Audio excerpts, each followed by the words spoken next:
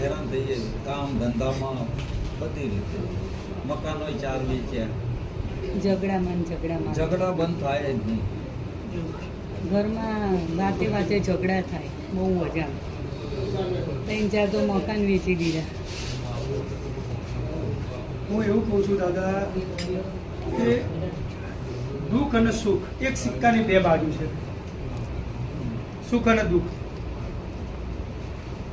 પણ મારું તમને એવું કહેવું છે કે તમારે એવી કેવી પરિસ્થિતિ નબળી આવવા મળી કે તમારે આ બધું વેચવા મળ્યું? અત્યારે મકાન લીધું, મકાન કર્યું મેં પ્લોટ લઈ આ જગ્યા નથી હારી ખાલી કરી નાખો તો 3 મકાન એવી રીતે એવી રીતે વેચ્યા કે નહીં? સારું જવા દો.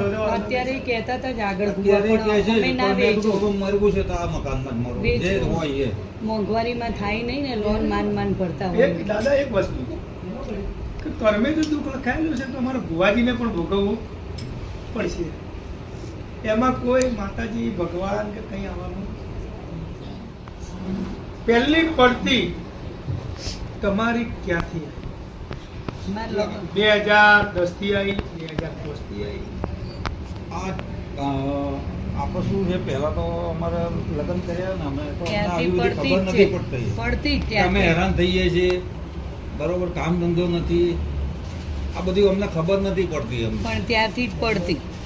બે મિત્રે કીધું કે યાર આટલો બધો હેરાન થાય છે કંઈક મેં કહ્યું હું આવું કોઈ દી કર્યું નથી મેં જોઈ રહ્યું નથી ક્યાંય એટલે પછી હું કઈ રીતે જઉં આ રીતે થયું.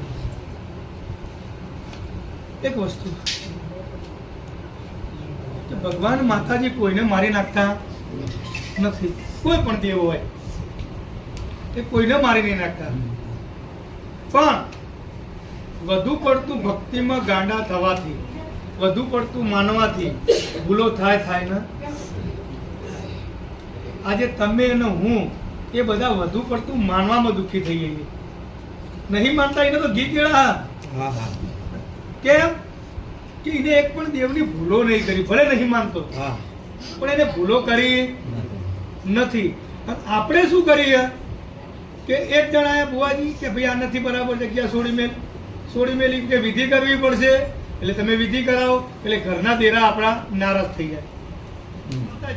માતાજી આપણે હારી ગયા એટલે પતી. અને ક્યારે હાર્યા? જ્યારે બીજાની વાતોમાં આવવાથી. જો ના આવત ને દાદા તો તમારી આજે આ પરિસ્થિતિ ન હોય.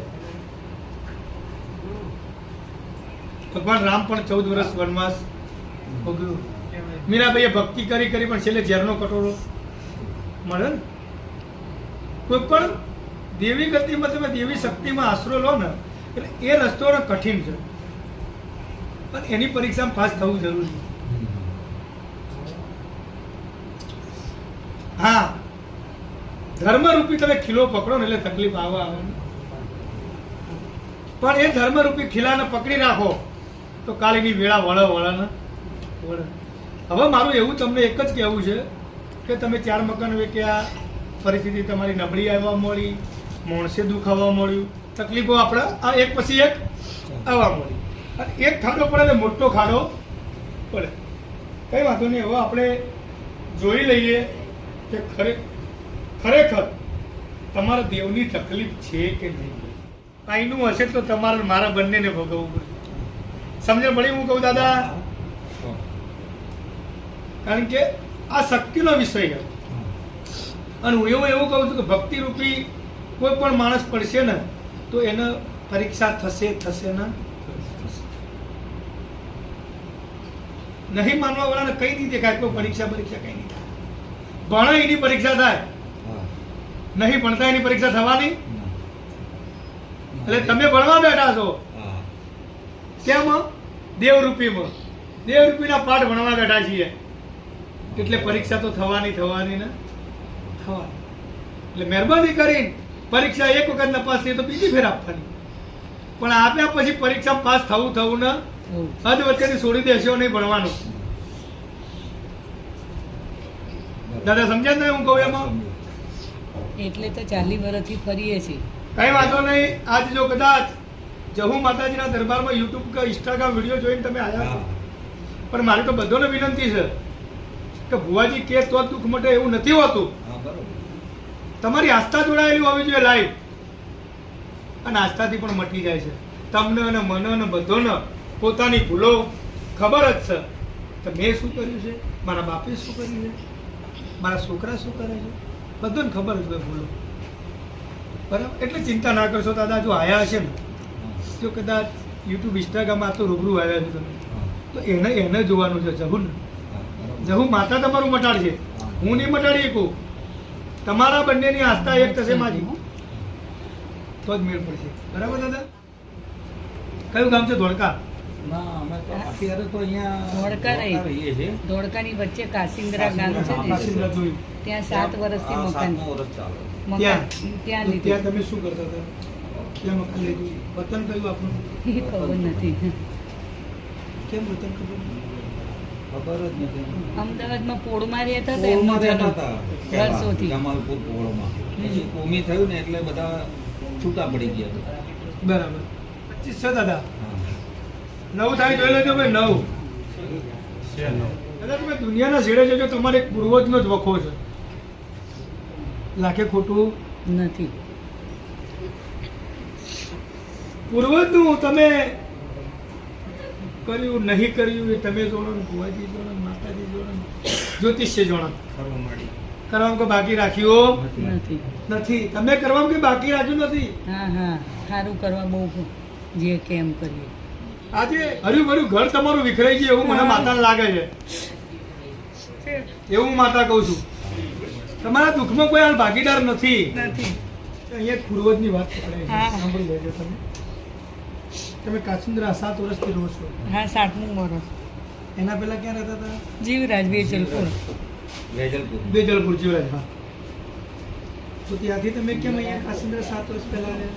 ત્યાં આડોશ પાડોશમાં ઝઘડા એટલા થાય ને અમને ઘરની બહાર અમારા નહીં. મોટા ભાગે ઝઘડામાં જ ઘર ખાલી કરવા પડ્યા. હા. અને અહીંયા આયા પછી કોઈ તંત્ર મંત્ર વિધિમાં ના. ના. હું તમને સ્પષ્ટ શીખવાડું. જે છે ને એ દેવગતિ છે. હા. દેવગતિનો નિકાલ કેવી રીતે થાય? આવી રીતે રૂબરૂ વાતો કરી. હા. હું એવું કહું છું કે તમે 4 ઘર બદલવા છતાં તમને શાંતિ નથી. હા. આજે 30-35 વર્ષથી તમે દુઃખ ભોગવો છો.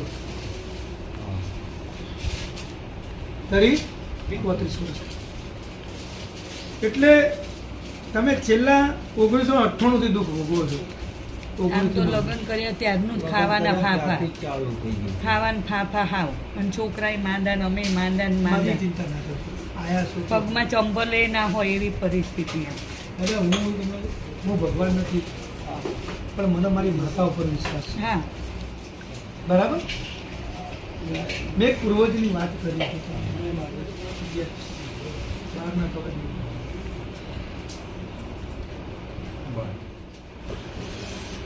અંદર કણનો વધાવો જોઈએ છે. તકલીફ છે, રખવા છે, એકલો બહુ જ બહુ છે, એટલા બધું બને છે. હા, વખાથી. વખાના કારણે બને છે. દુઃખ જેને આવે એને ખબર, જેને ઘા વાગ્યો હોય એને ખબર પડે વેદનાની. બાળ સિગોતર.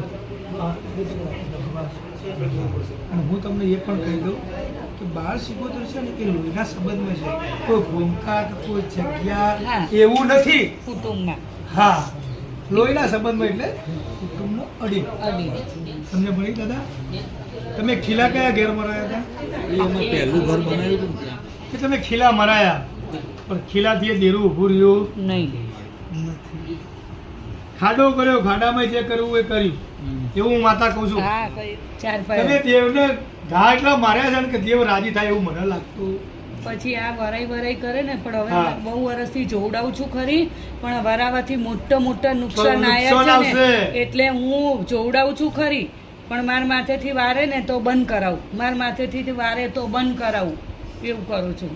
અને આમને તેમ કે આ ભૂવા વરગાડ કે એટલે એમ કે આ જતું રહે તો સારું એમ. જો એક વસ્તુ, કોઈ ડોક્ટર ગોળીથી મટાડે, કોઈ ડોક્ટર ઇન્જેક્શનથી મટાડે, કોઈ ડોક્ટર એવા હોય કે જે રિપોર્ટ કર્યા વગર દવા પણ ના આપે.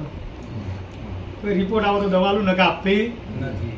એટલે તમે જાતે જ દુઃખ વર્યું છે પહેલી તો. પણ આમને કોઈને ખબર જ નથી, એમના પપ્પાએ જોવડાવતા હતા. દાદા, દેવગતિ વસ્તુ એવી છે કે દુઃખ કેવી રીતે મળે. હા જ્યારે માતા રૂબરૂ આવીને વાત કરે સામે ભગવાન કે હું આ છું ને આ વાત છે, હા ત્યારે તો જ નિકાલ થાય. નકર એટલે કે ના. એમને અમે મૂકીએ તો કોઈ નિકાલ થાય નહીં, ના. પણ તમે એવું તો કઈ કર્યું જ નથી. બસ વિધિ વિધિ ને વિધિ. એટલે ભૂવા વરગાડ કે એટલે આને તેમ કે ચાલો કે મારે બેહવું છે એટલે હા તો એ સાચું. હું બેહીશ, આ ઘર મારું છે, હું નથી જવાની ના જાય તો તમે ગાંઠો તો શું થાય. અને ગયેલું બધું પાછી લાવીશ એવું ચોખ્ખું બધું બોલે છે. આ માતા કોઈ જોડે આવીને ધૂણવા આવીને વાત કરી હતી. મને ધૂણવાનું આવે છે. આવે છે હા. આ મેળીએ તમારું ભેળી નાખ્યું છે. બધુંય આ બે તો સરા જ. હા આ તો લોહીમાં હ. આ બારોબારનું તેરું છે. અને આ તમે પૂર્વજ કહો છો એ નાગ ફરે છે એ હા ને? એ પૂર્વજ તમારા કાલે જ આયા હતા, પરમ દિવસે આયા હતા. આ પૂર્વજ લોહીના સંબંધમાં આપણા દાદા હોય કે આપણા બાપા હોય, હા પૂર્વજ છે ને. બાળ શીખો તો તમારી દીકરી બેન ફઈ. આ ત્રણ દુઃખ છે, ચોથું દુઃખ કોઈ છે નહીં, સાચું છે. દાદા. બીજું કોઈ દુઃખ નથી. એટલે કોઈ ઝંઝટમાં પડતા ના આજ કદાચ જહુના દરબારમાં આવ્યો આ મેલડીને ઊભી રાખીશ.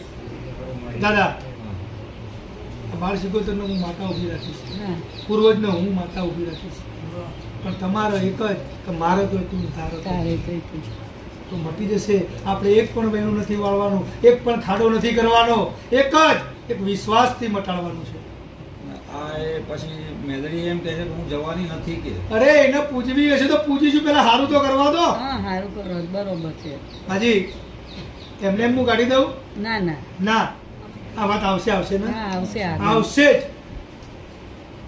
સમય હતી તારે લોકો બારવડિયા ખેલતા હોય, હા હા આગળ નીકળી ને. પડતી આવે એટલે ગરીબ બની જાય છે. હા, હા. તમે એમનું બતાવ્યું. હા હા એટલે મહેરબાની કરીને હવે કોઈ વસ્તુમાં પડતા.